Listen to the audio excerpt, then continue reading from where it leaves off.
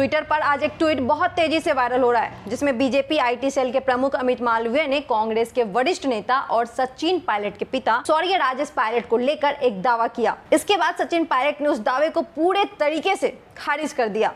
अब पायलट के समर्थकों और गुज्जरों में इसे लेकर बहुत नाराजगी दिखाई दे रही है और वहीं सोशल मीडिया पर अमित मालवीय के खिलाफ ट्विटर यूजर्स ने मोर्चा खोलते हुए माफी मांगने को कहा है। दरअसल 13 अगस्त को देर रात अमित मालवीय ने ट्वीट करते हुए दावा किया कि राजेश पायलट ने मिजोरम की राजधानी आइजोल पर बम गिराए थे।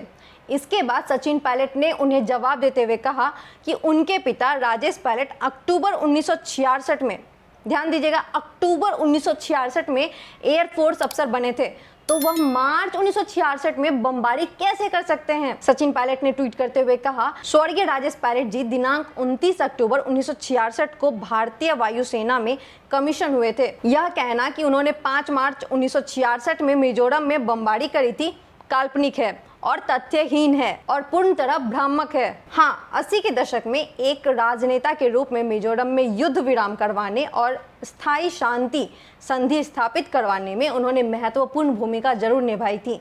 स्वतंत्रता दिवस की शुभकामनाएं।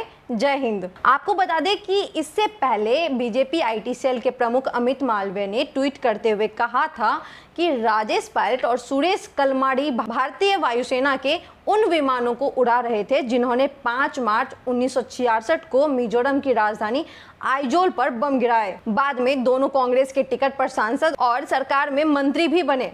स्पष्ट है कि नॉर्थ ईस्ट में अपने ही लोगों पर हवाई हमला करने वालों को इंदिरा गांधी ने बतौर इनाम राजनीति में जगह दी और सम्मान दिया। इन सब ट्वीट के बाद सियासी गर्म हुई और कर्नाटक में कांग्रेस के एक नेता की शिकायत पर अमित मालवीय के खिलाफ मुकदमा दर्ज किया गया है।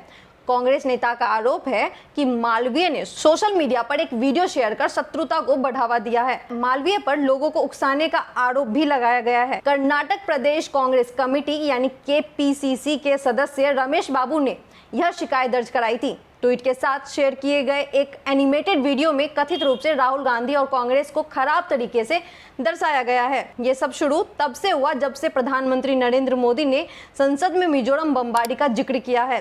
कई तरह की बातें निकलकर सामने आ रही है। कुछ रिपोर्ट और किताबों में राजेश पायलट के उस प्लेन को चलाने की भी चर्चा हुई है जो मिजोरम में बम गिरा रहे थे। सोशल मीडिया पर कई लोगों ने लिखा है कि गलत तरीके से किसी की भूमिका बताना गंभीर बात है। अगर राजेश पायलट ने कुछ किया हो तब भी उन्होंने एक सैनिक के तौर पर काम किया था, कांग्रेसी के तौर पर नहीं।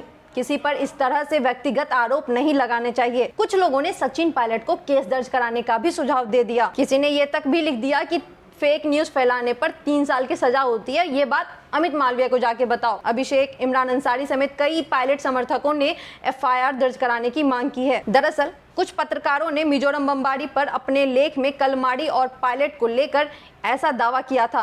बाद में कुछ किताबों में भी इसका जिक्र हुआ। कई एक्स यूजर्स ने भी इस बात का जिक्र किया है। पिछले दिनों जब प्रधानमंत्री नरेंद्र मोदी ने 1966 में इंदिरा सरकार के मिजोरम में वायुसेना के जरिए बमबारी कराने की बात कही तो इस पर बहस होने लगी। पीएम ने कहा कि 5 मार्च 1966 को निर्दोष लोगों पर बम गिराए गए थे। उस समय इंदिरा गांधी की सरकार थी। आज भी 5 मार्च को मिजोरम के लोग शोक मनाते हैं।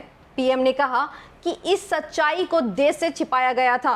हालांकि कांग्रेस की तरफ से कहा गया कि 1966 में मिजो नेशनल फ्रंट के बागी आइजोल पर कब्जा कर चुके थे। उन्हें भगाने के लिए भारतीय वायुसेना से बमबारी कराना जरूरी हो गया था।